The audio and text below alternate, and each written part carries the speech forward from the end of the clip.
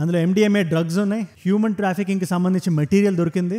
మేము పోలీసులకు ఇంటిమేట్ చేసాం, మీకు పోలీసులు కాల్ చేస్తారు అని కస్టమ్స్ నుంచి కాల్ చేసినట్టు ఫస్ట్ ఒక కాల్ వెళ్తుంది. ఆయన సరే అని వెళ్ళిపోయాడు. ఇది Day 1 మాత్రమే. ఈ డ్రామా 4 రోజులు నడవబోతుంది. ఒక దాంట్లో తెలంగాణ పోలీస్ అనే ఒక DP ఉంది, రెండో దాంట్లో ఒక వ్యక్తి పోలీస్ యూనిఫామ్ వేసుకొని ఉన్నాడు. ఇది బయట ఎవరికి చెప్పకూడదు, నాతో నువ్వు కంటిన్యూస్ గా కాల్లో ఉండాలి.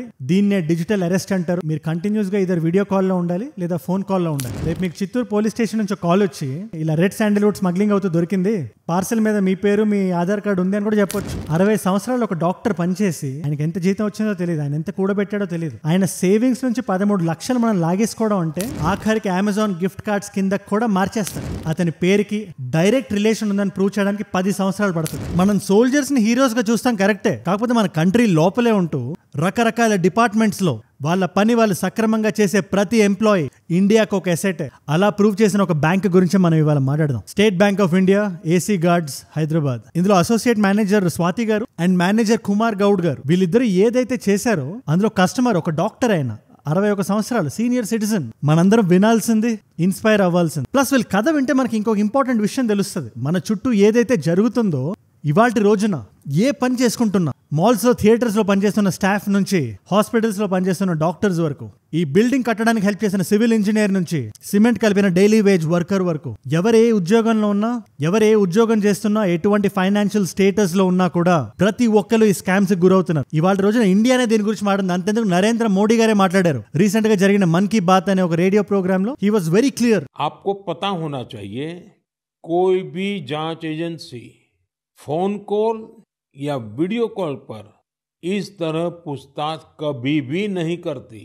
వీళ్ళు మనకి ఎక్కడెక్కడి నుంచో ఫోన్లు చేస్తారు. నీ పేరు మీద, నీ ఆధార్ కార్డ్ నంబర్ మీద ఒక పార్సల్ బుక్ అయింది, అది ముంబై నుంచి థాయిలాండ్ వెళ్తుంది అంటారు. అందులో MDMA డ్రగ్స్ ఉంది అంటాడు. నీకు పోలీసులు ఫోన్ చేస్తారంటారు. తర్వాత ఫుల్ యూనిఫామ్ వేసుకొని వెనకాల బ్యాడ్జ్లు అవన్నీ కరెక్ట్ గా పెట్టుకొని ఒక పోలీస్ మీకు వీడియో కాల్ చేస్తారు. తెలంగాణ పోలీస్ డిపార్ట్మెంట్ అంటారు. ఇది ఇంతమందిని ఇంత సక్సెస్ఫుల్ గా స్కామ్ చేయడానికి ఎటువంటి మోడస్ ఆపరాండిని వాడుతున్నారు. అన్నిటికన్నా ముఖ్యంగా ఈ కథలో అసలు ఏం జరిగింది, అందులో స్వాతి గారు నాకెందుకులే, నా జీతం ఏదో నాకు వస్తుంది కదా అనుకోకుండా ఆవిడ ఏం పని చేశారు, అది మనందరికీ ఏం నేర్పుతుంది, ఇవాళ వీడియోలో దాని గురించే మనం మాట్లాడదాం. ఎందుకంటే స్కామ్స్ అనగానే మనకి విజయ్ మాల్యా లాంటి వ్యక్తి గుర్తొస్తాడు. ఆయన 9,000 కోట్ల స్కామ్ చేశారంటారు. లేదా నీరవ్ మోడీ గుర్తొస్తారు, ఆయన 13,000 కోట్ల స్కామ్ చేశారంటారు పంజాబ్ నేషనల్ బ్యాంక్ ని. బట్ మీ అందరికి తెలుసా స్వామి, వాళ్ళకన్నా వీళ్ళు చేసే స్కామ్సే ఎక్కువ డేంజరస్. వీళ్ళు లాగేస్తున్న నెట్ అమౌంట్ ఇంకా ఎక్కువ ఉంది. ఇది నువ్వు తెలియకుండా నువ్వు వదిలేస్తే రేపు నీకు కూడా ఫోన్ రావచ్చు, నిన్ను కూడా వాళ్ళు డిజిటల్ అరెస్ట్ చేయొచ్చు. ఆ మాట వాళ్ళు వాడుతున్నారు, డిజిటల్ అరెస్ట్ అని. అసలు డిజిటల్ అరెస్ట్ అంటే ఏంటి, AC గార్డ్స్ SBI బ్యాంక్ లో ఏం నడిచింది, వాళ్ళు స్కామర్స్ కి ఎలాంటి మాస్ చూపించారు, మరి మాట్లాడేసుకుందామా. నా సైడ్ నుంచి ఇలాంటి వీడియో ఒకటి మీకు డైలీ వస్తుంది. మీ డైలీ లైఫ్ లో మీకు హెల్ప్ అయ్యేది, మిమ్మల్ని జాగ్రత్తగా ఉండేలా చూసేది. ఎందుకంటే మన స్కామర్స్ లో ఆలోచించడం కాదు, వాళ్ళకు 10 అడుగులు ముందు ఉండాలి. నేను చాలా బలంగా నమ్ముతాను నేను. సో కొత్తగా వచ్చిన వాళ్ళు ఎవరున్నా కింద కనబడే సబ్స్క్రైబ్ బటన్ నొక్కి పెట్టుకోండి. నేను పడుకునే ముందు 10 నిమిషాలు నాకు స్పెండ్ చేయండి. 10 నిమిషాలు కన్సైజ్ గా చేసి చెప్పేస్తాం మొత్తం మ్యాటర్ ని. సబ్స్క్రైబ్ చేశారుగా, వీడియోలోకి వెళ్ళిపోదామా,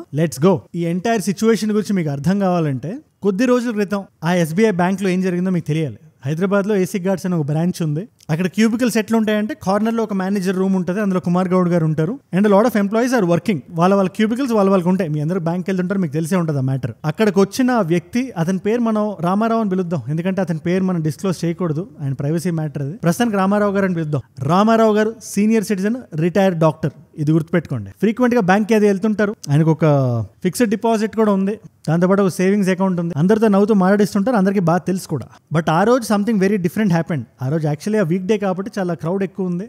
అండ్ దానికి అదనంగా ఈయన చాలా టెన్స్డ్ గా ఉన్నాడు. రోజు వచ్చినంత హుషారు లేదు. సో టెన్షన్ గా స్వాతి గారి క్యూబికల్ దగ్గరికి వెళ్ళారు. ఉన్నట్టుండి సడన్ గా నా ఫిక్స్డ్ డిపాజిట్ ఏదైతే ఉందో దాన్ని బ్రేక్ చేద్దాం అనుకుంటున్నానని చెప్పారు. This came as a shocker. ఎందుకంటే జనరల్ గా మీ అందరికీ తెలుసు, ఫిక్స్డ్ డిపాజిట్ కి మంచి రిటర్న్స్ ఉంటాయి.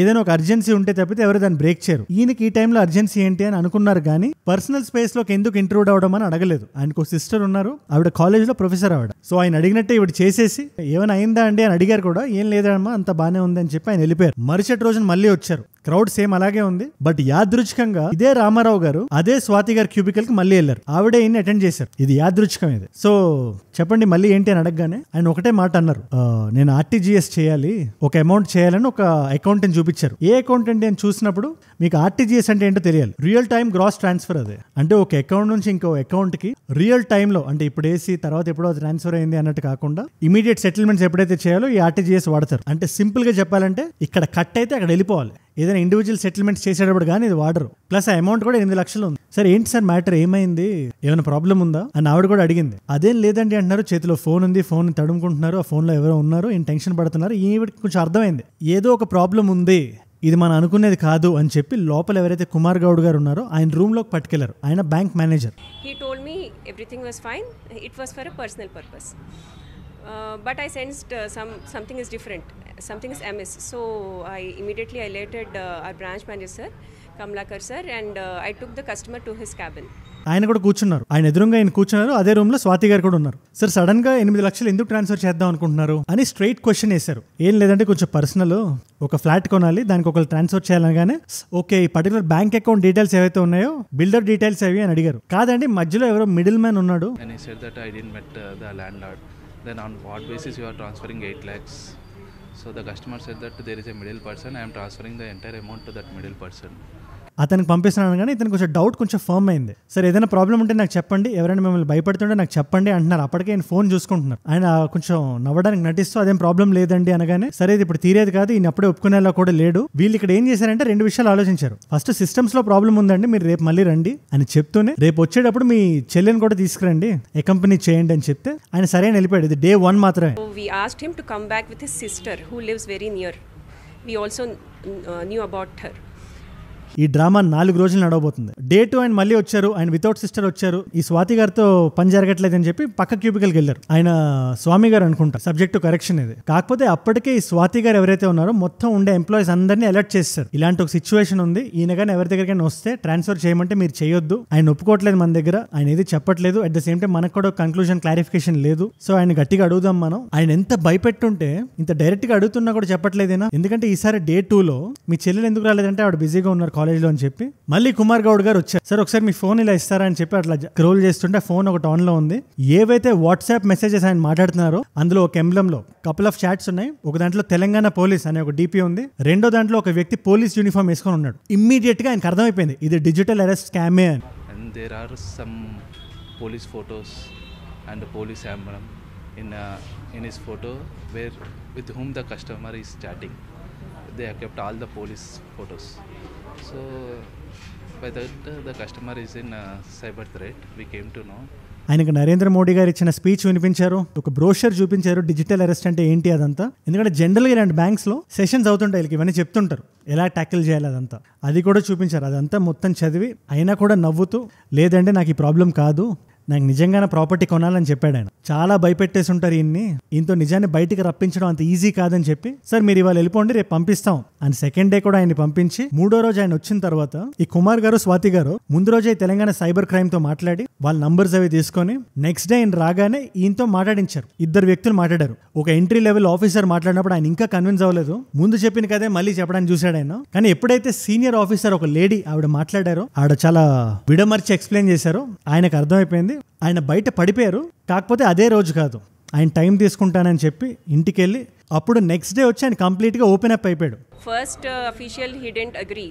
He was still telling it is all fine. I am sending it is a genuine transaction. But when a senior official talked to him from the cybercrime department, then he came out of that fear. కరెక్టేనండి మీరు చెప్పింది.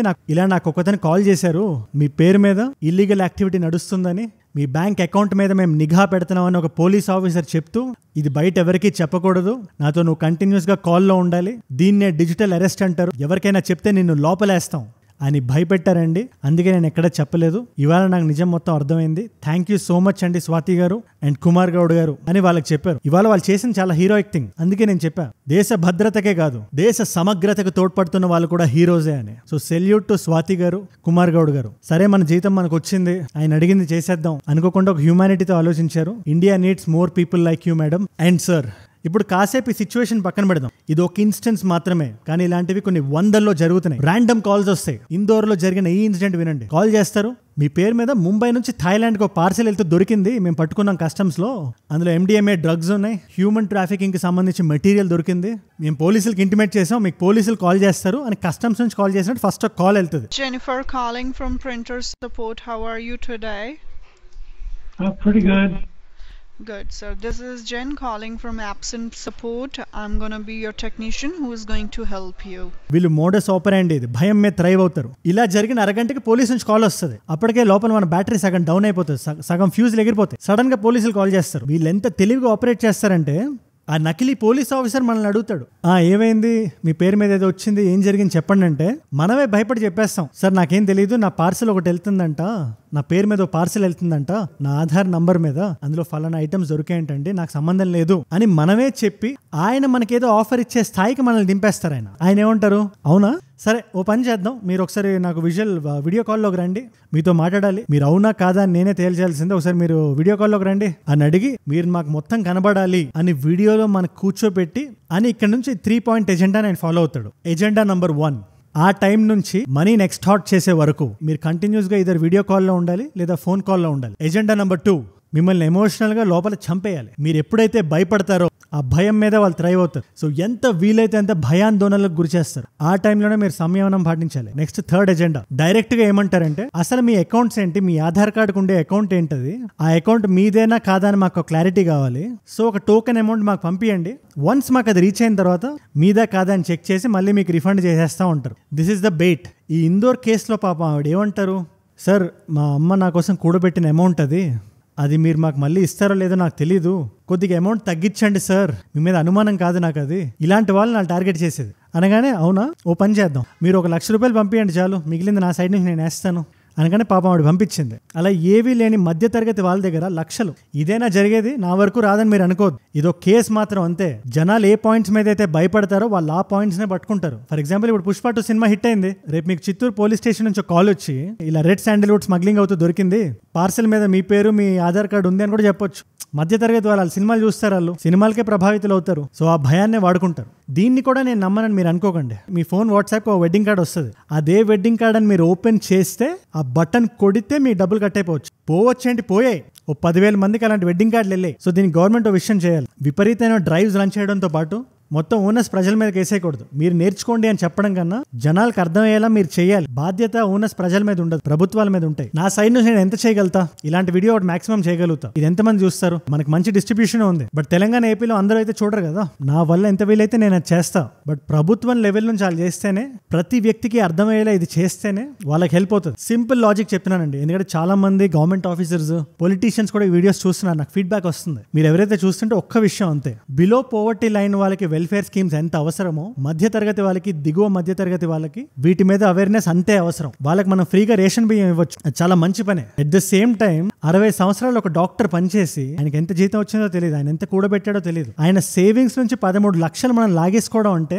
ఆయనకు అన్యాయం చేసినట్టే. ఇలా స్కామ్లు చేసేవాళ్ళు కూడా వాళ్ళు యూజ్ చేసే ఫోన్ నంబర్స్ VPN నుంచి ఉంటాయి, అవి థాయిలాండ్, తైవాన్ ఇలాంటి ప్లేసెస్ నుంచి వస్తుంటాయి. అదే కాకుండా వీళ్ళు ఏవైతే అకౌంట్స్ ఇస్తారో ట్రాన్స్ఫర్ చేయడానికి, ఆ అకౌంట్స్ కూడా వాళ్ళవి కావు. ఒక 3rd tier విలేజ్ లో ఒక రైతు దయ ఉంటది, లేదా ఒక వర్కర్ దయ ఉంటది, రోజు పని చేసుకునే ఒక కూలీ పేరు మీద ఉంటది. మనకు తెలియదు ఆ విషయం. ఆ అమౌంట్ ని ఇమ్మీడియట్ గా ATMs నుంచి డ్రా చేసేస్తారు. అదే కాదు, గేమింగ్ కరెన్సీస్, క్రిప్టో కరెన్సీస్, ఆఖరికి అమెజాన్ గిఫ్ట్ కార్డ్స్ కింద కూడా మార్చేస్తారు. వాళ్ళంత తెలివిగా ఉన్నారు. ఒకవేళ అతని కర్మకాలి పోలీస్ అతన్ని పట్టుకున్నా కూడా ఈ అకౌంట్స్ కి అతని పేరుకి డైరెక్ట్ రిలేషన్ ఉందని ప్రూవ్ చేయడానికి 10 సంవత్సరాలు పడుతుంది. సో ఖచ్చితంగా ప్రభుత్వాలు మేల్కోవాలి. సగటు మధ్య తరగతి వ్యక్తి జాగ్రత్తగా ఉండాలి. ఇది నేను నొక్కి వక్కానని చెప్దాం అనుకుంటున్నా. ఈ వీడియోని maximum number of people share చేయండి. మన చుట్టూ ఏం జరుగుతుందో మనకి తెలియాలి, మన చుట్టూ ఏం జరుగుతుందో మనకి తెలియాలి. ప్లస్ మనం స్కామ్స్టర్లా ఆలోచించడం కాదు, వాళ్ళకి 10 అడుగుల ముందు ఆలోచించి ఉండాలి. ఎవరైనా ఇలా మనకి కాల్ చేస్తే ఏమనాలో స్వామి దీక్షలో ఉన్నా నేను చెప్పకూడదు, నువ్వే చెప్పాలి. మీరు ఇక్కడి వరకు నా వీడియోలో వచ్చారంటే నా వీడియోస్ మిమ్మల్ని ఆకట్టుకుంటున్నాయి అండ్ రోజు ఒక వాల్యూ పొందుతున్నారు, ఏదో కొత్త విషయం తెలుసుకుంటున్నారు. Thank you so much for that. మీరు ఇస్తున్న వాచ్ టైం ఏదైతే ఉందో ఇలాంటి వీడియోస్ ఇంకా చేయడానికి, రోజుకొకటి మీ ముందు పెట్టడానికి నన్ను ప్రేరేపిస్తుంది. సో కొత్తగా వచ్చిన వాళ్ళు ఎవరున్నా మర్చిపోకుండా సబ్స్క్రైబ్ చేసుకొని పెట్టుకోండి. మీకు మీరే ఫేవర్ చేస్తున్నట్టు. నేను మిమ్మల్ని మళ్ళీ రేపు కలుస్తా ఇలాంటి ఎంగేజింగ్ టాపిక్తో. అండ్ నాకు ఏదైనా కొత్త వీడియో ఐడియా ఇద్దాం అనుకున్నా, నాతో కలిసి మాట్లాడదాం అనుకున్నా, Instagram is the way to go. Ajay from ఏజుడ్ అని ఉంటుంది, అజయ్ ఫ్రమ్ ఏజుడ్. ఇలాంటి వీడియోస్ని షార్ట్ ఫార్మాట్ లో కూడా చేసి రీల్స్ లా కూడా వచ్చేస్తుంటాయి మీకు మీ ఇన్స్టాగ్రామ్ యాప్ లో. సో అక్కడికి రండి, ఫాలో కొట్టి పెట్టుకోండి. Let's connect there. And 2 complimentary videos పెడుతున్నాను. ఒకటి రీసెంట్ గా జరిగిన కువైట్ ప్రసాద్ స్టోరీ, ఆ పర్టికులర్ వీడియో ఇక్కడ ఉంది. కువైట్ ప్రసాద్ గారి తరపున స్టోరీయే కాకుండా పోలీసుల సైడ్ వర్షన్ కూడా చెప్పడానికి ట్రై చేశాను. పోలీసులు కూడా సాయ శక్తిలో వాళ్ళు ప్రయత్నిస్తున్నారు. ముఖ్యంగా DCP సుధాకర్ గారు నిజాన్ని బయటికి తీసుకురావడానికి. నిజం అనేది ఖచ్చితంగా బయటికి రావాలి sir. We're rooting for you. And ఇంకో ఇంకొక వీడియో రీసెంట్ గా జరిగిన అల్లు అర్జున్ గారి ఇష్యూ మీద మీరు వీడియో మిస్ అయి ఉంటే ఆ పర్టికులర్ వీడియో ఇక్కడ ఉంది. మీకు ఏది ఇంట్రెస్ట్ ఉంటే అది చూడండి. నేను మిమ్మల్ని మళ్ళీ రేపు కలుస్తాను. మనందరం కలిసి పెరగాలి, కలిసి ఎదగాలి. Let us all rise together, rise above scams, rise above hate. ఏజూడ్ అంటే మనం. జై హింద్, జై భారత్, జై ఆంజనేయ.